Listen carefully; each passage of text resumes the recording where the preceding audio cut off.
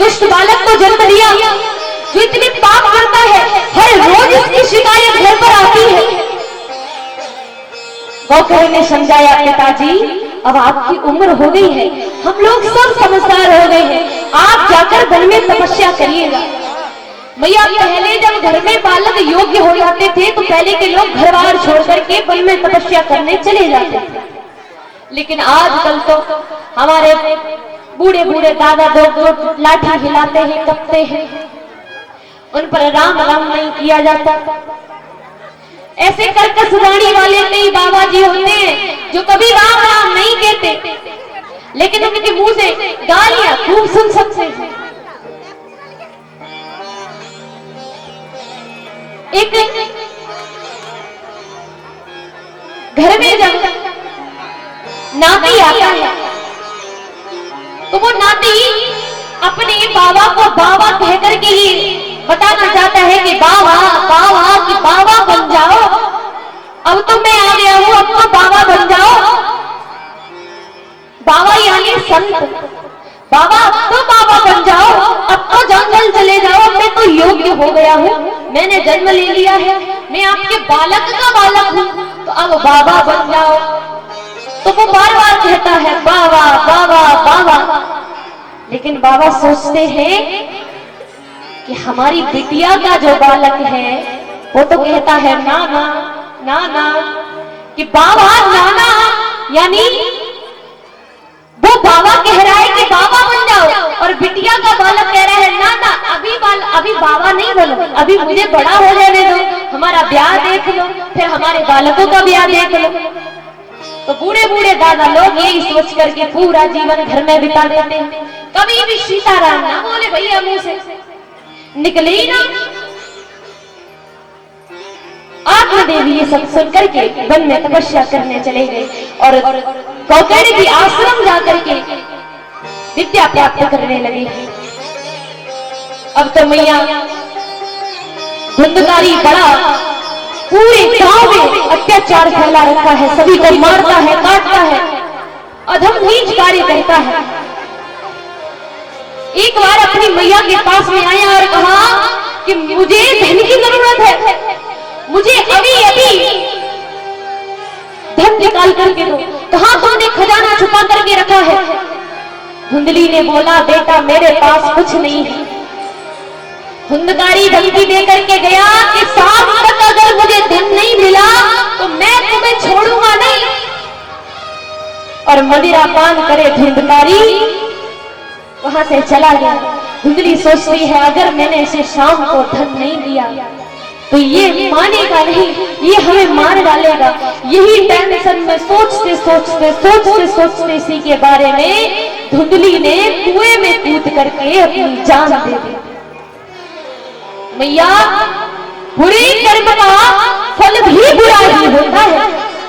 अगर धुंधली उस फल को खा लेती तो गौकर्ण जैसा एक संस्कारी बालक उसके गर्भ से जन्म लेता, लेकिन उसने कुमार न बुलाया, अपनी बहन का बालक ले आई और उसे धन दे दिया और उसकी बहन भी उसके ही जैसे थी। जब हमारी मैया गर्व से होती है और अपने मन में गंदे गंदे विचार लाती है, लड़ाई झगड़ा करती है, गाली गलौज करती है, तो उनके बालक भी गंदे ही पैदा होते हैं, उनके बालक भी सर्व अवगुण संपन्न पैदा होते हैं। ऐसा कोई अवगुण नहीं होगा जो उनके अंदर ना हो। इसलिए मैया अगर आप गर्व से हो या गर्व से आपके पड़ोस में आपकी बेटी आपकी बहू कोई भी है, उसे समझाइएगा कि जब आप गर्व से हो तो आपके अंश में किसी का आहार आपका जा रहा है, जिसके अंदर प्राण पड़ रहे हैं, आपके गर्भ में एक अंश जन्म ले चुका है।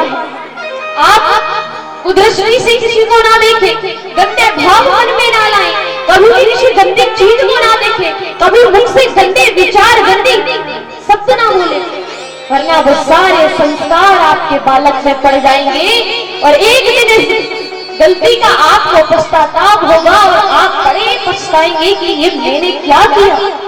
ऐसे तो संस्कार मैंने अपने बालक को नहीं दिए थे, ये कैसे हो गया? अरे मैया जब बालक गर्भ में आता है तभी ये आपके ऊपर है कि आपको अपने बालक को कैसा बनाना है।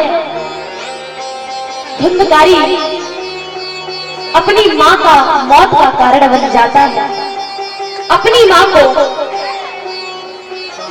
मौत के घाट उतार देता है, क्योंकि धुंधकारी के ही पीछे धुंधली ने कुएं में कूद करके जान दे दी। धुंधकारी ने राजा के खजाने में डकैती चोरी कर ली है और जाकर के वेश्याओं को दी है। वेश्याओं ने कहा कि देखिए, आज इसने राजा के खजाने में चोरी की है, एक दिन तो पता चल ही जाएगा कि इसने चोरी की है, और पता चल गया तो वो राजा इसके साथ साथ हम लोगों को भी नहीं छोड़ेगा। यही सब सोच करके उन वेश्याओं ने उस रात उस धुंधकारी को मारने का सोच लिया कि आज इसे छोड़ने वाले नहीं है। और धुंधकारी को इतना मदिरा पान कराया है, इतना मदिरा पान कराया है, उसे इतना ध्यान नहीं है कि वो क्या कर रहा है, कहां पड़ा है, उसके साथ क्या हो रहा है।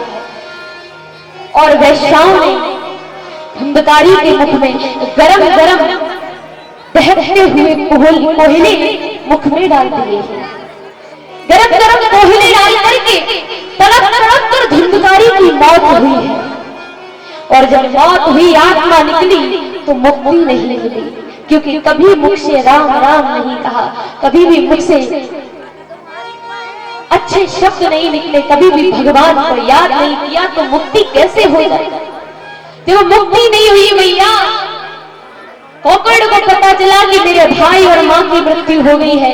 आपके यहाँ पर गया जी धाम है, यहाँ पर आकर के कोकड़ जी ने गया जी को अपने भाई और अपने माता के नाम से दान दिया है कि हमारे मैया को और हमारे भाई को मुक्ति मिल जाए, लेकिन उसे मुक्ति नहीं मिली।